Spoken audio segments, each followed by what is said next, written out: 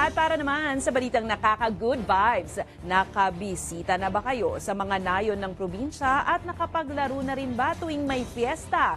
Ang lolang ito, tila age is just a number sa kanya dahil kahit may edad na, pumasa pa rin sa challenge. Panoorin.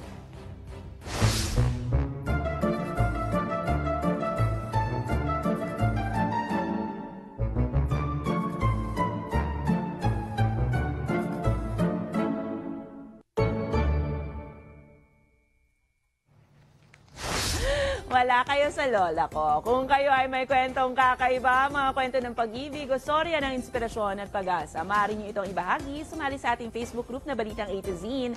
Panoorin ang replay ng ating programa at sundan ang ating social media pages. Hanapin ang Balitang A to Z. Ang ating pabaong quote of the night ay mula sa isang abogado at politiko mula US na si Kristen Gillibrand. Ayon sa kanya, ang pagiging bukas ng gobyerno ay ang susi upang mapanumbalik ang tiwala ng taong bayan sa mga pinuno nito.